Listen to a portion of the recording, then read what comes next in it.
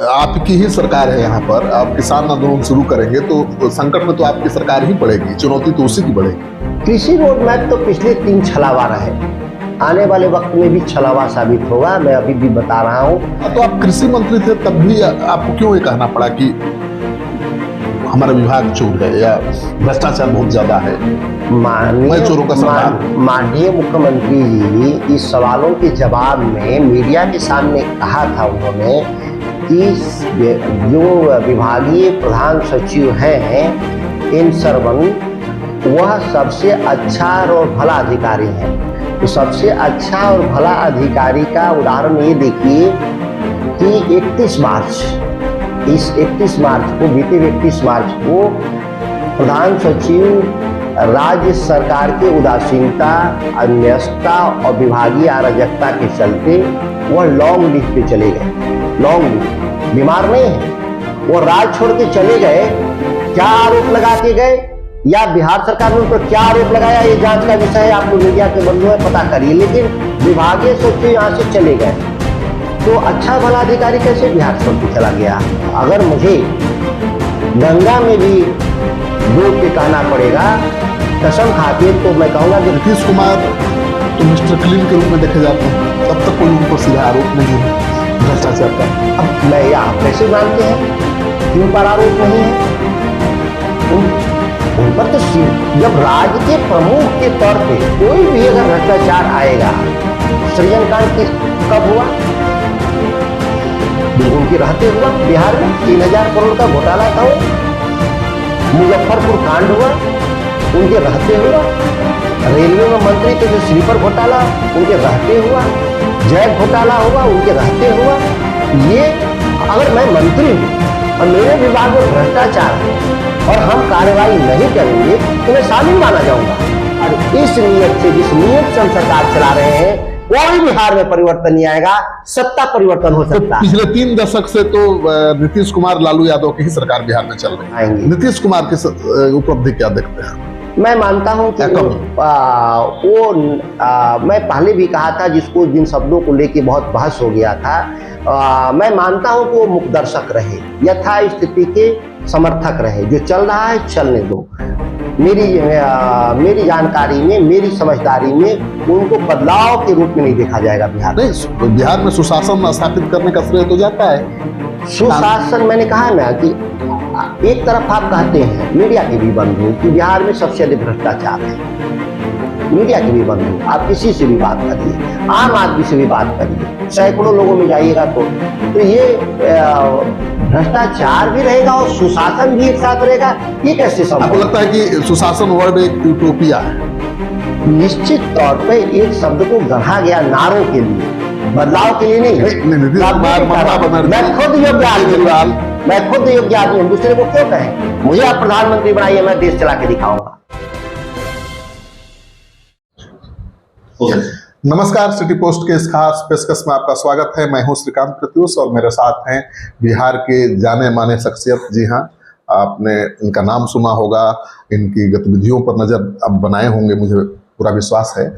सुधाकर सिंह जी, बिहार के पूर्व कृषि मंत्री, आपका स्वागत है सुधाकर जी। अभी आप क्या कर रहे हैं? मैं राजनीति या सामाजिक जीवन में मुद्दों के आधार पे हम लोग काम करते रहे। थोड़ी गतिविधि तेज हो सकती है, कभी धीमी पड़ सकती है समय के, क्योंकि बीच में 1-2 महीने लगातार चुनाव रहा विधान परिषद का, जिसके चलते तो राजनीतिक व्यस्तता के चलते मुद्दे पर कम काम हुए हैं, यह बात सही है। और इसी दौर में विधानसभा का सत्र भी था, तो अनुमानतः विधानसभा का सत्र, जिसके बारे में पूर्वानुमान भी था कि बहुत ठीक से नहीं होगा, मुद्दों पे जो बहस होनी चाहिए विधानसभा के भीतर, वो नहीं हो पाया। केवल मेरे ही सवाल को लेकर नहीं, जो हम कृषि मंडी कानून चाहते थे, या ईडी, इनकम टैक्स, सीबीआई जैसे केंद्रीय एजेंसियों के दुरुपयोग का सवाल था। इन दोनों पर मेरा निजी विधेयक है, उन पर भी चर्चा नहीं हुआ।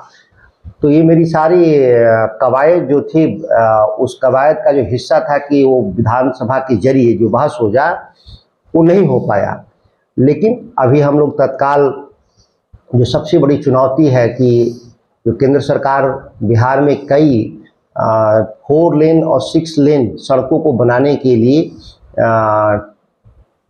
प्रक्रियाधीन है या टेंडर में है या निर्माण के चरण में, उसमें बिहार सरकार के द्वारा लापरवाही बरती गई है।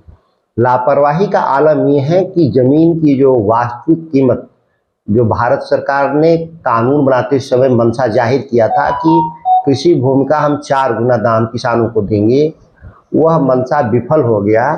4 गुना छोड़ दीजिए, जो मूल जो उसको किसान को आज बिक्री के रूप में मिलता है वह भी आज नहीं मिल रहा है।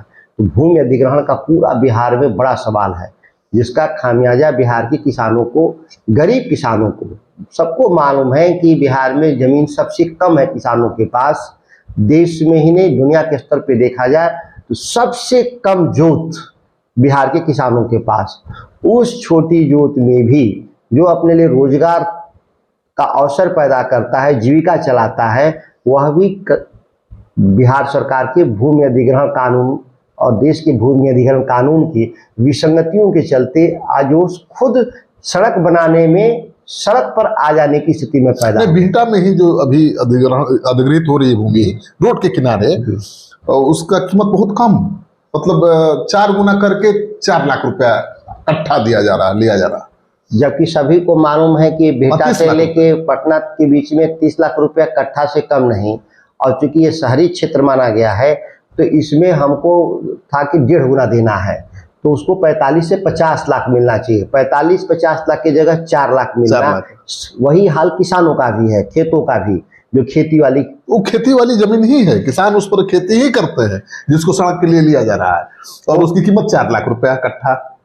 जो जिस खेतों पे किसान खेती कर रहा है, लेकिन यह भी तो सही है कि पटना से बिहटा के बीच में जो जमीन खाली है, भले ही किसान उसका खेती करे, लेकिन उसका मूल्य तो व्यावसायिक है ज्यादा। और यहाँ तक कि अगर वही किसान अगर बेचने जाता है दूसरे को या कोई खरीदने जाता है तो सरकार रेवेन्यू ले रही है, बिल्कुल व्यावसायिक दर पर रेवेन्यू भी ले रही है, वो मानती है कि ये व्यावसायिक है, बिल्कुल। लेकिन जो ही अपने स्वयं खरीदने की बारी आती है तो उसको कृषि भूमि के दर से उसको भुगतान कर रही है। इससे बड़ा दुर्भाग्यपूर्ण नहीं है। हम लोग जानते थे कि जो लूट है वो एक अपराध है, लेकिन जो ही राज्य सरकार स्वयं लुटेरा बन जाए तो इसको किस श्रेणी में रखा जाए, ये बहुत चिंतनीय विषय मैं कह रहा हूं। अगर यही कोई व्यक्ति निजी तौर पे काम करे तो उसको लुटेरा घोषित कर देंगे हम लोग, और सरकार के खिलाफ, सरकार के पास कंप्लेन करेंगे, कोर्ट में कंप्लेन करेंगे। यहाँ सरकार स्वयं उस भूमिका में आ गई। तो आप इसको लेकर क्या करने वाले हैं? कोई बड़ा आंदोलन कुछ करेंगे? निश्चित तौर पर हम लोगों ने 2 बातों को लेकर के बड़े आंदोलन की तरफ बढ़ रहे हैं। पूरे बिहार भर में हम लोग लगातार अपनी यात्रा कर रहे हैं किसानों के बीच में कि बिहार में कृषि उपज एवं पशुधन मंडी कानून, दूसरा जितने भी इसेंशियल कमोडिटी है, धान, गेहूं, मक्का में मिनिमम सपोर्ट प्राइस पर खरीद के लिए मल्टीपल एजेंसी, कई एजेंसियों को साथ में कि ट्रांसपेरेंट, पारदर्शी तरीके से खरीद हो। बिहार में बेसिकली मिनिमम सपोर्ट प्राइस छलावा है। नाम मिनिमम सपोर्ट प्राइस अधिकारियों के मिलीभगत से सरकार के संरक्षित है, मैं बता रहा हूँ, सबको पता है, सरकार बैठे लोग को 300 से 400 रुपया क्विंटल लोग किसानों से हेरा फेरी करके पैसे निकाल रहे हैं। ये 2 बड़ी लड़ाई है, और भूमि अधिग्रहण भी बिहार के 1% आबादी को प्रभावित कर रहा है। उसके साथ ही इस मुद्दे को कि आप जितना जल्दी संभव हो, बिहार सरकार, इसको बोलते हैं हम लोग सर्कल रेट, 2013 से रिवाइज नहीं किया, जिसका खामियाजा पूरा बिहार भोग रहा है। तो रिवाइज करके एक अद्यतन स्थिति बनाए जिससे कि किसानों को 4 गुना वास्तविक मूल्य मिल सके। आप तो टिकैत के भी संपर्क में हैं, तो कब मिल करके बड़ा आंदोलन सड़क पर कब उतरेंगे? देश के सभी किसान नेता जो संयुक्त किसान मोर्चा में, राकेश टिकैत के अलावा भी युद्धवीर जी हैं, बलबीर सिंह राजेवाल हैं, कई ऐसे बड़े नेता जिससे हम लोग लगातार बातचीत हम लोग कर रहे हैं। आपने देखा भी होगा बीच में बक्सर जिला में किसानों के सवाल पे, भूमि अधिग्रहण के सवाल पे, चौसा वाला बिजली घर में, या फिर कैमूर में जो NH-19 एक सड़क है और एक NH-219 है। यह दोनों के सवाल पर हमारे 4 बड़े सभाएं हुए हैं और अभी तुरंत हम मेरा एक नया बनाने की बात कर रही है सरकार। डेहरी सासाराम डेहरी के बीच से एक 4 लेन पटना के लिए लाना चाहते हैं, ग्रीनफील्ड प्रोजेक्ट लाना चाहते हैं। उसमें भी कल भारी तादाद में किसान लोग आए थे कि हमारे साथ नाइंसाफ़ी हो रहा है। तो ये लगातार कार्यक्रम हम लोग के बिहार में चलेंगे और अक्टूबर नवंबर तक बिहार सरकार जब तक कानून नहीं लाएगी तो अक्टूबर नवंबर में हम लोग पटना में बड़ी सभा करेंगे। तो आपकी ही सरकार है यहाँ पर, आप किसान आंदोलन शुरू करेंगे तो संकट में तो आपकी सरकार ही पड़ेगी, चुनौती तो उसी की बढ़ेगी। मैं जानता हूँ इस तथ्य से सभी अवगत होंगे कि विधायिका का काम अलग है, मैं विधायिका का सदस्य हूँ, ये काम अलग है और सरकार चलाना काम अलग है। कार्यपालिका में जो मंत्री हैं और मंत्री परिषद के लोग हैं वो इस बात को समझते हैं, उनको जो काम करना है करना चाहिए। और हम लोग विधायिका के सदस्य के तौर पे जो नीतिगत खामी है पूरे बिहार में उसको हम सामने प्रस्तुत करते हैं और उसका समाधान उनको करना चाहिए। इसको अन्यथा में नहीं लेना चाहिए। ये कोई पक्ष और विपक्ष का सवाल नहीं है।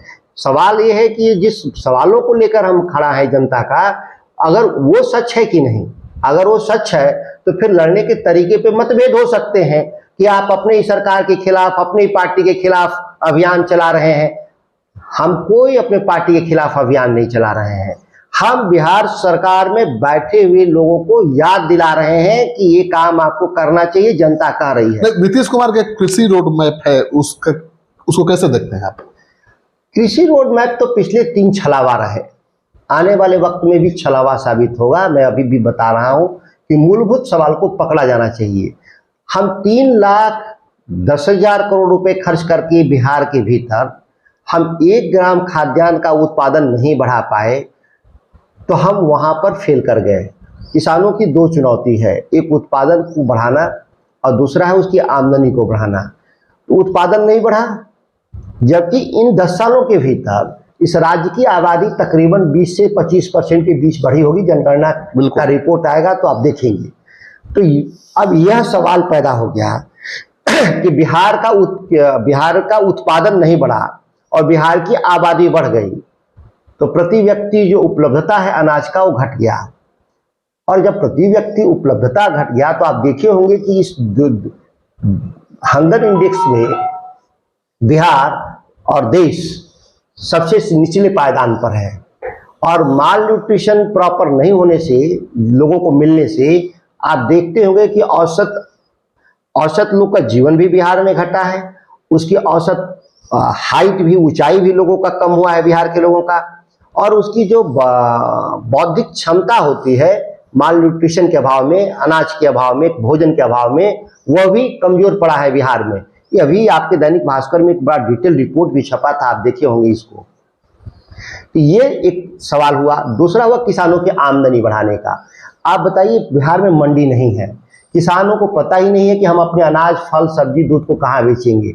मंडियों के अभाव के चलते पूरा कृषि जो अर्थव्यवस्था है बिहार में मृतप्राय है। और जब यहाँ पे लोगों को सुनिश्चित आय नहीं होता है तो पलायन बढ़ जाता है। करोड़ों करोड़ लोग, बिहार के लोग बाहर जाकर के काम कर रहे हैं। यह कई अवसरों पर तथ्यों के जरिए साबित हो चुका है। तो आप कृषि मंत्री थे तब भी आपको क्यों ये कहना पड़ा कि हमारा विभाग चोर है या भ्रष्टाचार बहुत ज्यादा है? माननीय मुख्यमंत्री जी इस सवालों के जवाब में मीडिया के सामने कहा था उन्होंने कि जो विभागीय प्रधान सचिव हैं एन सरवण, वह सबसे अच्छा और भला अधिकारी हैं। तो सबसे अच्छा और भला अधिकारी का उदाहरण ये देखिए कि 31 मार्च को, बीते हुए 31 मार्च को प्रधान सचिव राज्य सरकार के उदासीनता, अनव्यस्तता और विभागीय अराजकता के चलते वह लॉन्ग लीव पे चले गए। लॉन्ग लीव, बीमार नहीं है, वो राज छोड़ के चले गए। क्या आरोप लगा के गए या बिहार सरकार ने उन पर क्या आरोप लगाया, ये जांच का विषय है। आप लोग मीडिया के बंधु हैं, पता करिए। लेकिन विभागीय सचिव यहां से चले गए तो अच्छा भला अधिकारी कैसे बिहार छोड़ के चला गया? या तो फिर बिहार सरकार पर सवाल है एक अच्छे भले अधिकारी को इन्होंने संजो के नहीं रखा, या फिर मेरा जो आरोप था कि वहां भ्रष्ट लोग हैं और उसमें हम लोग प्रोटेक्ट करने वाले लोगों में से हैं, वह बात कहीं ना कहीं सरकार के स्तर पर खुल गई है, जिसकी जांच होनी चाहिए और जांच करके दोषी लोगों को दंडित भी करना चाहिए। यह बात सही है। पता नहीं मीडिया में खबर आई कि नहीं, ये बात मैं नहीं जानता, लेकिन क्यों चले गए लॉन्ग लीग पर। लेकिन भ्रष्टाचार कितनी बड़ी समस्या है, कितनी बड़ी चुनौती है बिहार में, बताइए। बिहार के भीतर भ्रष्टाचार सबसे बड़ी चुनौती, इसलिए मैं मानता हूं कि एक तो साधन कम है राज्य के पास, बिहार के पास साधनहीनता है, कम रिसोर्स है, उसमें भी दीमक की तरह भ्रष्टाचार का जो लगा हुआ है, दीमक लगा हुआ है, वो पूरे राज्य को बर्बाद कर रहा है। मैंने उदाहरण दिया ना कि किस तरह से किसानों का शोषण हो रहा है। 300 से 400 क्विंटल प्रति क्विंटल खाद्य आपूर्ति विभाग और सहकारिता विभाग के अधिकारियों के द्वारा किसानों से छीन लिया जाता है। लोगों को अपेक्षा होगा, बिहार में कोई भी लोगों को अपेक्षा रहता है कि सरकार आएगी तो हमारे लिए कुछ बेहतर करने का काम करेगी, कुछ मुझे मदद करेगी। यहाँ तो जो मिलना था उसमें भी लूट हो रहा है। अब इस स्तर पे लूट अगर देखना है तो आप चले जाइए अंचलों में, दाखिल खारिज में 5000 रुपये घूस चल रहा है, परिमार्जन में 2000 रुपया घूस चल रहा है, इंदिरा आवास जो प्रधानमंत्री आवास है उसमें भी कहीं 20,000, कहीं 30,000, कहीं 40,000 रुपये। इस तरह से पूरा अराजकता की स्थिति बनी हुई है, पूरे प्रशासन में अराजकता की स्थिति बनी हुई है, कल्पना से परे। पहले भी रहा होगा, लेकिन यह गुणात्मक रूप से बढ़ा है। लेकिन नीतीश कुमार तो कहते हैं, दावा करते हैं जीरो टॉलरेंस भ्रष्टाचार को लेकर, कम्युनल टेंशन को लेकर। कम्युनल टेंशन को लेकर की मेरी मान्यता है कि बिहार में सेकुलर मिजाज के लोग हैं, एक अभी कम्युनल टेंशन उस स्तर पे नहीं आएगा, आप विश्वास करिए। और ये कम्युनल टेंशन बिहार में आ भी रहा है तो इसके लिए दोषी राजनीतिक दल हैं जिनके जरिए वो वोट हासिल करते हैं, जिनको ये फायदा होता है इस तरह के कम्युनल टेंशन से। लेकिन फिर भी बिहार अन्यों के मुकाबले बेहद सुरक्षित जगह है इस मामले में, मानता हूँ एक धारणा के तौर पे कि यहाँ और नीतीश कुमार के बारे में भी मेरी धारणा है कि वो मन मिजाज से सेकुलर हैं। वो ये नहीं चाहते कि कम्युनल टेंशन रहे। वो भाजपा के साथ रहने के बाद भी उस मिजाज के आदमी वो नहीं है। लेकिन जो भ्रष्टाचार है वो अकल्पनीय है। उसमें तो मैं, अगर मुझे गंगा में भी डूब के कहना पड़ेगा, कसम खा के, तो मैं कहूंगा कि भ्रष्टाचार व्यापक है बिहार में और सत्ता संरक्षित है शीर्ष से। ये नहीं मानता कि स्थानीय है, यह पटना से लेकर नीचे तक एक चेन बना हुआ है। पूरे लोगों में लूट का तंत्र कायम किया गया है और इसमें सभी लोग शामिल हैं। लेकिन सभी लोग से क्या मतलब है? नीतीश कुमार तो मिस्टर क्लीन के रूप में देखे जाते हैं, तब तक कोई उन पर सीधा आरोप नहीं है भ्रष्टाचार का। अब मैं, आप कैसे मानते हैं कि उन पर आरोप नहीं है? उन पर तो जब राज्य के प्रमुख के तौर पे कोई भी अगर भ्रष्टाचार आएगा, सृजन कांड की कब हुआ? उनके रहते हुआ। बिहार में 3000 करोड़ का घोटाला था वो। मुजफ्फरपुर कांड हुआ, उनके रहते हुआ। रेलवे में मंत्री थे तो स्लीपर घोटाला उनके रहते हुआ। जैक घोटाला हुआ, उनके रहते हुआ। ये अगर मैं मंत्री हूं और मेरे विभाग में भ्रष्टाचार है और हम कार्रवाई नहीं करेंगे तो मैं शामिल माना जाऊंगा। और मीडिया सर्टिफिकेट दे दे कि नहीं वो हम मिस्टर क्लीन है, तब तो देश की जनता सवाल करेगी। मीडिया से भी मैं कह रहा हूं, कैसे आप मिस्टर क्लीन का आप कर रहे हैं? कार्रवाई आपने क्या किया? लेकिन राजनीति के हिसाब से, अवसरों के हिसाब से किसको क्लीन कह देना, किसको बेईमान कह देना, अब एक अलग एक प्रक्रिया है जो हमारे नियंत्रण में नहीं है। लेकिन मैं एक बात जानता हूं कि अगर भ्रष्टाचार हुआ है और आपने कार्रवाई नहीं किया है तो आप शामिल हैं। लेकिन आप जानते हैं, आपने जब नीतीश सरकार की घेराबंदी शुरू की, उनके खिलाफ बोलना शुरू किया, तो जेडीयू के नेताओं ने आपके खिलाफ भी मोर्चा खोला और धान घोटाला में आपको घसीटने की कोशिश की, आरोप लगा। क्या है धान घोटाला? धान घोटाला सत्ता संरक्षित एक मैकेनाइज्ड तरीके से भ्रष्टाचार हुआ था। तब मैं सत्ता में नहीं था, मैं विधायक नहीं था, मैं एक साधारण कारोबारी था। और ये बिहार में धान गेहूं की खरीद 2002 से लेकर के अब तक चल रहा है। 2002 से लेकर 2012 तक हमारे पर एक भी आरोप नहीं है। तो फिर 13-12 के अंत में मेरे पर आरोप कैसे लग गए? जब 10 साल नहीं थे तो 10 साल कैसे, 10 साल 10वें साल में आके कैसे हो गया? याद करिए, उस समय सत्ता में बैठे हुए लोग जो लोग थे, एक कानून बदल दिया। कानून क्या बदल दिया कि धान का खरीद सरकारी अधिकारी करेंगे और मिलिंग राइस मिल करेंगे। पूरे खेल था।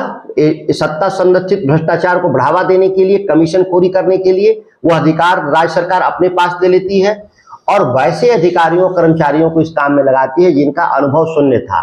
सड़ा हुआ धान इन लोगों ने खरीदा और खरीद करके हमारे जैसे 1700, एक नहीं 1700 राइस मिलों के पास इन्होंने दिया मिलिंग के लिए। मिलिंग करने के बाद जो चावल बना वो स्वाभाविक है, धान सड़ा हुआ था तो चावल भी खराब निकला। अब इस खराब चावल को बिहार सरकार नहीं ले गई।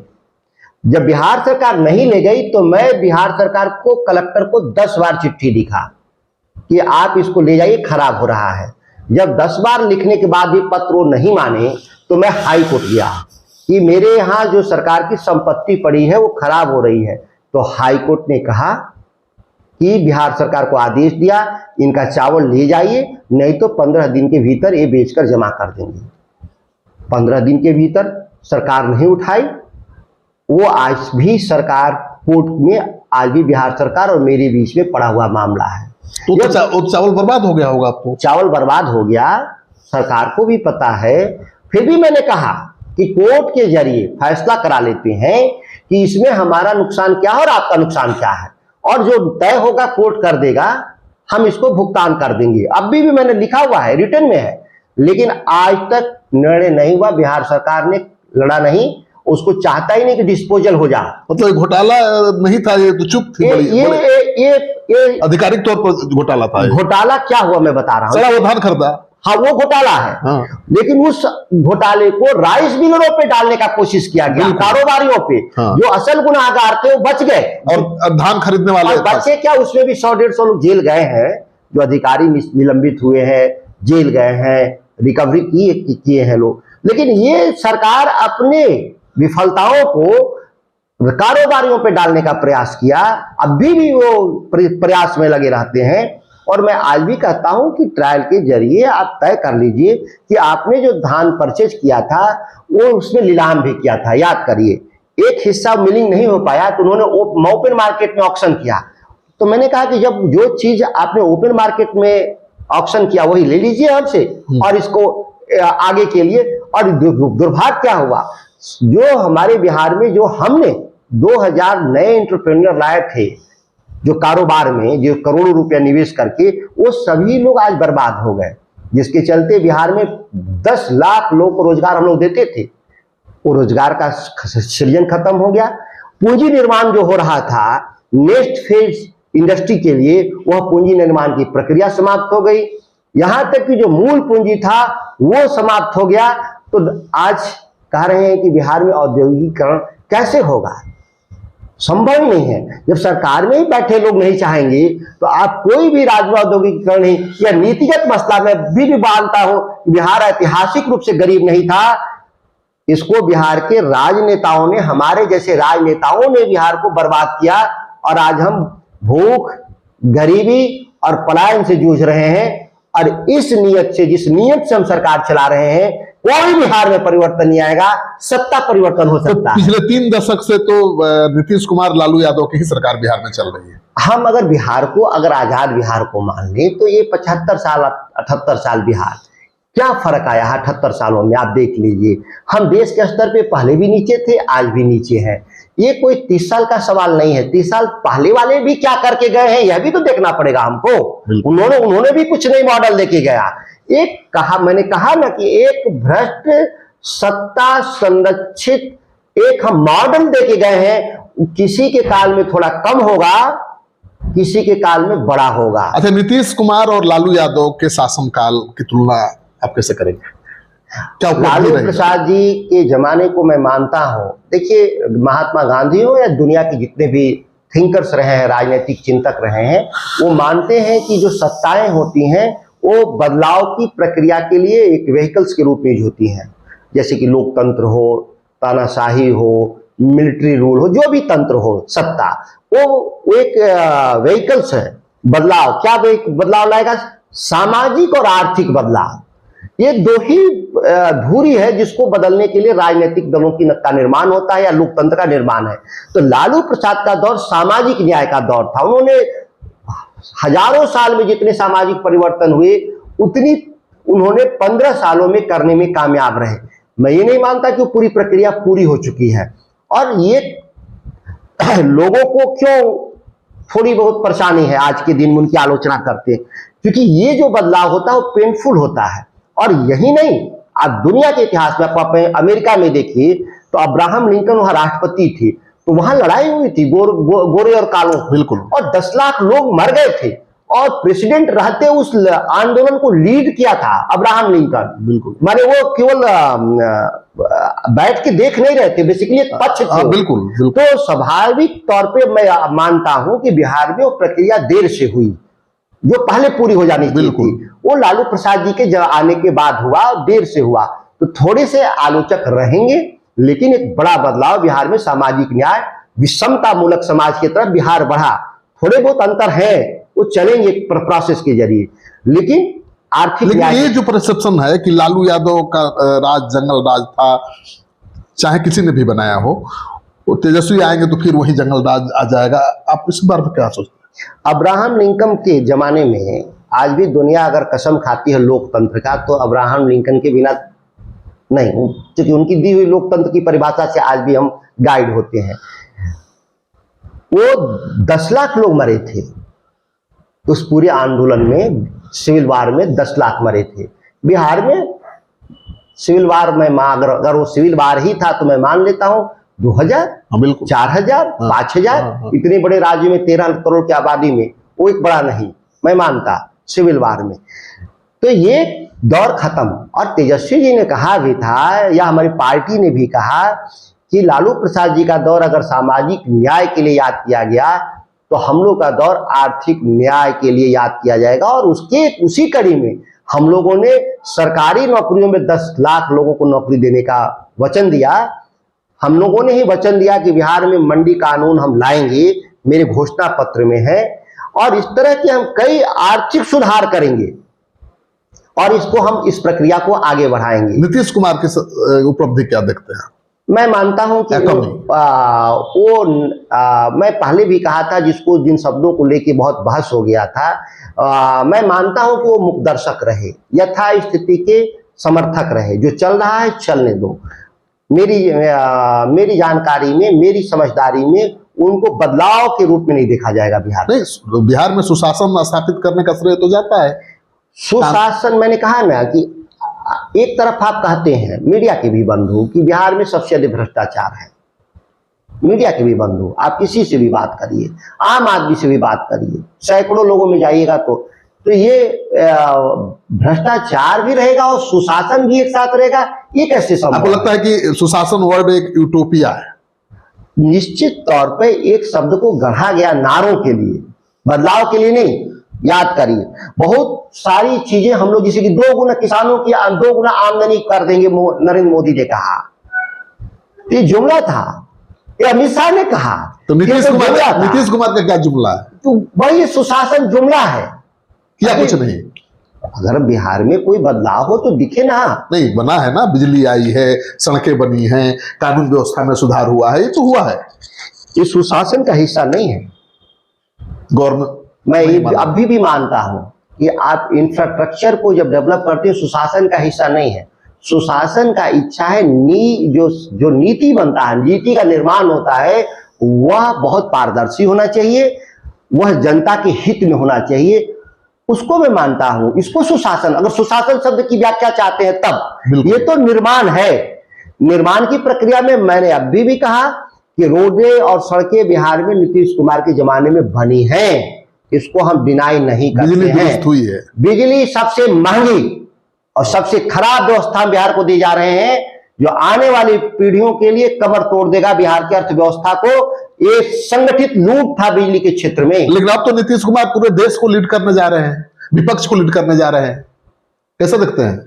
अपने अनुभवों के जरिए नीतीश कुमार बिहार देश के लोगों को अगर एकजुट करते हैं तो इस अनुभव का फायदा उठाना चाहिए विपक्ष को, बड़े तमाम राजनीतिक दलों को इनके अनुभव का फायदा उठाना। और मैं इनको बधाई देता हूं कि कल यूपीए में शामिल होने का इन्होंने घोषणा किया। अभी तक हम लोग 7-8 महीने से बिहार में गठबंधन तो चला रहे थे, वो गठबंधन बिहार के स्तर पे था, वो देश स्तर पे नहीं दिख रहा था। नीतीश कुमार जी गठबंधन में फॉर्मली कांग्रेस के साथ खड़ा हो गए, ये हम लोगों के लिए उनको मुबारकबाद है कि आप कम से कम यूपीए के बैनर छतरी तले आकर के आप काम करने का जो प्रण लिया है, वचन दिया है देश को, इससे हम लोग प्रसन्न हैं। बिहार के लोग भी प्रसन्न हैं, विपक्ष के लोग भी प्रसन्न हैं, देश के लोग। विपक्ष के चेहरा बन सकते हैं नीतीश कुमार। मैं चेहरों को, इस देश में चेहरों की कोई कमी नहीं श्रीकांत जी, सच बताएं। 135 करोड़ या 40 करोड़ आबादी होगी इस देश में, हम चेहरों के आधार पर किसी को हम नेता नहीं मानते। मैं हमेशा कहता हूं, आप एक बड़ा महत्वपूर्ण मैं बात कह रहा हूं, भगवान बुद्ध से उनके सबसे प्रिय शिष्य आनंद ने सवाल किया कि आप बूढ़े हो चले हैं, आपके मृत्यु के बाद कौन उत्तराधिकारी होगा, इसकी आप घोषणा क्यों नहीं कर रहे हैं? तो भगवान बुद्ध ने बहुत साफ शब्दों में कहा था कि जिस विचार और नीति को मैंने निर्माण किया है, कल यही पूरे संगठन का नेतृत्व करेगा, व्यक्ति नेतृत्व नहीं करेगा। जो नीति और सिद्धांत मैंने बनाया है, अष्टांग मार्ग, जो उसके बारे में चर्चा है, भगवान बुद्ध ने अष्टांग मार्ग की चर्चा किया, यही नेतृत्व करेगा। मेरे बाद उत्तराधिकारी के तौर पे कोई व्यक्ति नहीं होगा। आप देखे होंगे बौद्ध परंपरा में अब भी उनका कोई सर्वमान्य नेता नहीं होता, अपने लोग सामूहिक नेतृत्व के जरिए। हम उस बिहार के निवासी हैं, उस देश के निवासी हैं जहां सामूहिक नेतृत्व के जरिए हम सभी काम करते हैं। व्यक्ति उसमें एक सिंबल है। मोदी को चुनौती दे सकते हैं नीतीश कुमार? आप तो कह रहे हैं कि गवर्नेंस भी उनका ठीक नहीं रहा। मैं अभी भी कह रहा हूं कि नीतीश जी नहीं रहेंगे तो भी हम मोदी जी को चुनौती दे रहे थे देश में, कांग्रेस के नेतृत्व में। कांग्रेस के नेतृत्व में, मैं राहुल गांधी की बात नहीं कर रहा हूं, कांग्रेस के नेतृत्व में पैन इंडिया वो पार्टी है जिसके पास ऐतिहासिक रूप से कई उपलब्धियां हैं। तो हर राजनीतिक दलों के साथ इतिहास में 5-10% विफलताएं भी हैं। आप चर्चा कर सकते हैं कि फला फला विफलता है, लेकिन यह भी तो सही है कि 90% सफलताएं हैं, 10% विफलताएं हैं, और हर राजनीतिक दल के साथ है विफलताएं। लेकिन तुलनात्मक रूप से देखेंगे तो अन्य दलों के मुकाबले कांग्रेस के पास बेहतर उपलब्धियां हैं।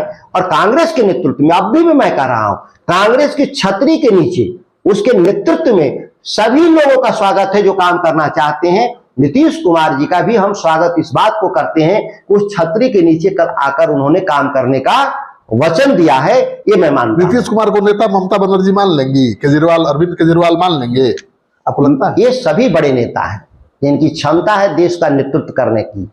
ये जितने हमारे नेता हैं, आप नरेंद्र मोदी प्रधानमंत्री बनने से पहले एक राज्य के मुख्यमंत्री थे। उन्होंने आया तो देश को जिस तरीके से चलाया, अपना नेतृत्व पार्टी का भी किया और देश का भी नेतृत्व किया।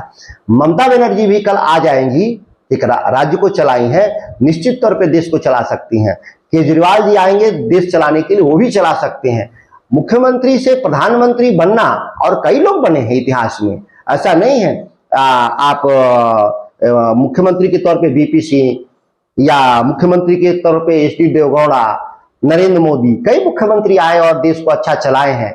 मुझे उम्मीद है कि जो इन लोगों में से जो हमारे मुख्यमंत्री हैं कई देश में विपक्ष के, कोई भी आएगा तो अच्छा नेतृत्व करके दिखाएगा, मुझे उम्मीद है। सवाल 140 करोड़ में नेतृत्व संकट नहीं है, जो संकट है वो वैचारिक संकट है, जो संकट है मुद्दे के आधार पर काम करने का संकट इन है। तीनों चारों मुख्यमंत्रियों में कौन ज्यादा योग्य है पीएम पद के दावेदार? अभी भी मैं कह रहा, इनके अलावा भी बहुत योग्य लोग हैं। नीतीश कुमार, ममता बनर्जी, मैं खुद योग्य आदमी हूं, मैं खुद योग्य आदमी हूं, दूसरे को क्यों कहें? मुझे आप प्रधानमंत्री बनाइए, मैं देश चला के दिखाऊंगा। सवाल ये नहीं है। अभी भी मैं कह रहा हूं कि अगर जिस देश के सामने केवल 140 करोड़ में केवल 2-4 लोग ही नेतृत्व करने लायक हैं, तो मैं मानता हूं कि देश में लोकतंत्र फेल कर गया है।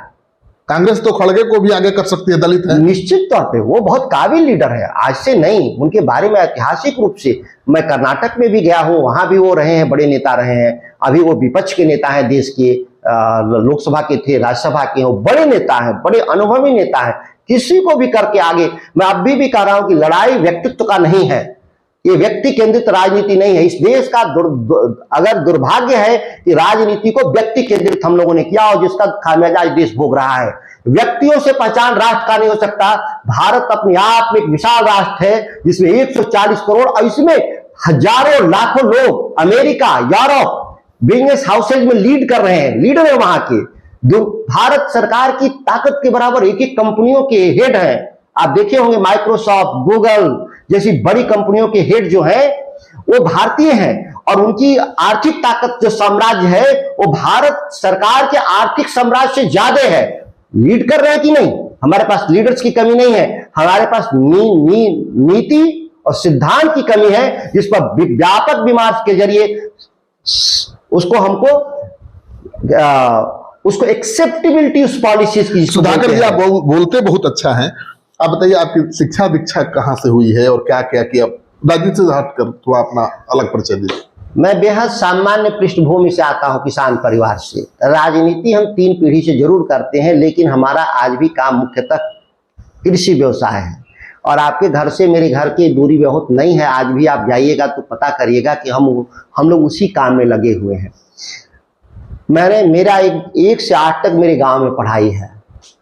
9वीं 10वीं बगल के बाजार में रामगढ़ में मैंने पढ़ाई किया है। 11वीं और 12वीं की पढ़ाई Allahabad GIC government inter college से किया है। और वहाँ के बाद मैं ग्रेजुएशन अपना दिल्ली विश्वविद्यालय किरोड़ीमल कॉलेज से, देखिए मेरा गए थे अभी तो ये मुझे सम्मानित किया था किरोड़ीमल ने, तो आज पढ़ने हुए हैं। तो ये किरोड़ीमल से मैंने ग्रेजुएशन कंप्लीट किया। यही हमारी असल पढ़ाई है। थोड़े से हम 6 महीने के लिए कंप्यूटर की बेसिक जानकारी जो मैंने हासिल किया था, तो मैंने उस 6 महीने का जो इस्तेमाल बेसिक से ज़्यादा मैंने कोडिंग उसके जिसको कह सकते हैं कि मैं कोडिंग भी करता था, उसको हम उसके लॉजिक डिफाइन करता था। ये एक होता है इसमें जो पेपर पे किसी सॉफ्टवेयर को बनाने से पहले उसको पेन एंड पेपर पर एक उसको लॉजिक डिफाइन करना होता है, मैं वो काम करता था, जिसको हम लोग डेटा एनालिसिस्ट कहते हैं, तक मैंने काम किया। और फिर इसके बाद मैं कृषि और कृषि व्यवसाय, यही मेरी सबसे बड़ी पहचान है। खेती भी करता हूँ, खेती से जुड़े व्यवसाय को भी मैं करता हूँ। यही हमारी असल जो मेरे जो हुनर है, जो ज्ञान है, ये इसी के बेस पर और इसी के आधार पर मैं पॉलिसी की बात करता हूँ, पॉलिसी एडवोकेसी की बात करता हूँ। मैं यहाँ रहा 20 सालों से भी मैं नीचे भी स्तर पे काम किया हूँ, आज कर रहा हूँ, कल भी यही। लेकिन आपके खिलाफ तो पार्टी में अनुशासनहीनता की कार्रवाई की तलवार लटक रही है आपके गर्दन पर। देखिए, कोई भी राजनीतिक दल अपने नीति और सिद्धांत से चलता है, उसके एक नियम बने हुए हैं। अगर पार्टी को लगता है कि किन्हीं इस मसले पर हम पार्टी के विपरीत दिशा में हैं, तो नोटिस आना स्वाभाविक है। और जिस नोटिस की चर्चा कर रहे हैं उसका मैंने सही समय पर मैंने उसका जवाब दे दिया हूं। अब पार्टी के भीतर जो प्लेटफॉर्म है उनके वो देखेंगे, निर्णय लेंगे कि हमारे जो हमने जो कहा है वह पार्टी की नीतियों के अनुकूल है या विपरीत है, तो वो पार्टी निर्णय लेगी। और जो पार्टी निर्णय लेगी वो सभी चीजें हमारे लिए स्वीकार है। हम पार्टी से बंधे हुए। लोकसभा चुनाव कहां से लड़ेंगे? मैं लोकसभा चुनाव नहीं, 2024 मैं लोकसभा चुनाव नहीं लड़ रहा हूं। अच्छा, मैं कहीं से भी 2024 लोकसभा चुनाव नहीं लड़ रहा हूं। तब तेजस्वी यादव को कहना पड़ा कि बीजेपी की भाषा बोल रहे हैं आप? देखिए, उनकी अपनी समझदारी है, वो नेता हैं, पार्टी के नेता हैं, मेरे भी नेता हैं, और उनकी अपनी समझदारी है। अगर वो जो कह रहे हैं तो उनकी अपनी एक समझ होगी, वो अपने नज़रिए से इस बात को कहा होगा।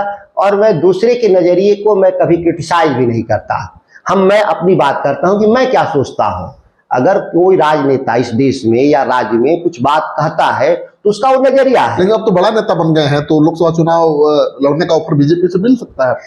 हम ये कह रहे हैं कि हम चुनाव लड़ने के लिए मुझे नेता नहीं बनने की जरूरत है। लेकिन आपको ऑफर मिलेगा तो क्या करें, क्यों नहीं? मैं अभी भी कह रहा हूं कि मुझे नहीं लड़ना है, लेकिन ऑफर मिले तो क्यों नहीं लड़ेंगे? फिर कह रहे हैं मैं राजनीति में आया हूं मुद्दों पे काम करने के लिए, और यही विवाद का विषय तो है। और बड़ा मंच है ना।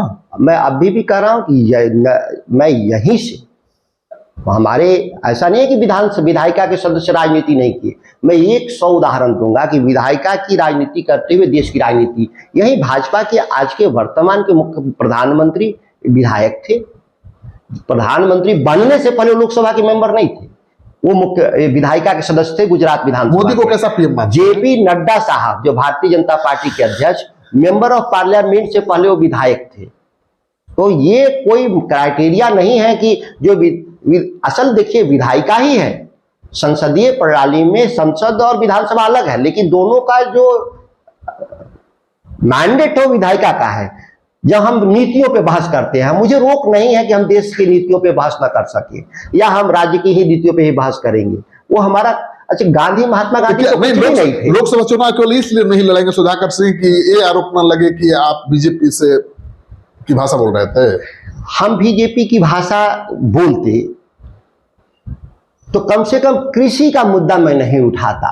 मैं सच बता रहा हूं, भूमि अधिग्रहण और मंडी कानून बीजेपी के खिलाफ है एजेंडा, ये देश के किसानों का एजेंडा। मोदी को कैसा, अगर वो भाषा होती, मोदी जी को कैसा पीएम मानते हैं बताइए? अगर हमको बीजेपी का समर्थन करना होता तो कम से कम इन 2 मुद्दों पे तो एकदम ही मैं नहीं बोलता, मौन साध लेता।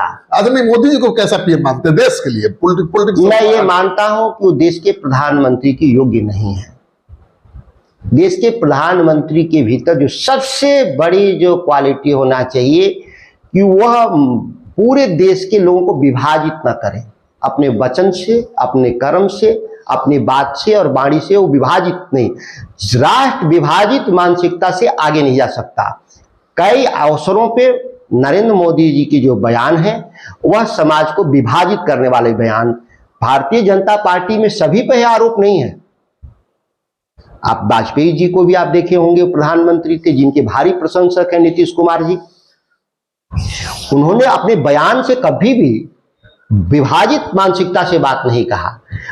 राष्ट्र है, राष्ट्र को एक गति देना है हमको, लेकिन हमको सामाजिक और सांस्कृतिक रूप से विभाजित नहीं करना है। और यही विभाजन हजारों साल से था इस देश में। अगर हजारों साल से विभाजन नहीं था तो देश जब आजाद हुआ तो 565 राजा कौन थे? अगर विभाजित राष्ट्र नहीं था तो 565 राजा कौन थे जिनको भारत में मर्ज किया गया? बिल्कुल। तो क्या हम फिर 565 विचारों के केंद्र बनाना चाहते हैं इस देश में? क्या सभी जातियों के लिए, सभी धर्मों के लिए हम अलग अलग क्षेत्र निर्धारित करना चाहते हैं? इस काम के लिए हम लोकतंत्र की स्थापना देश में नहीं किए थे।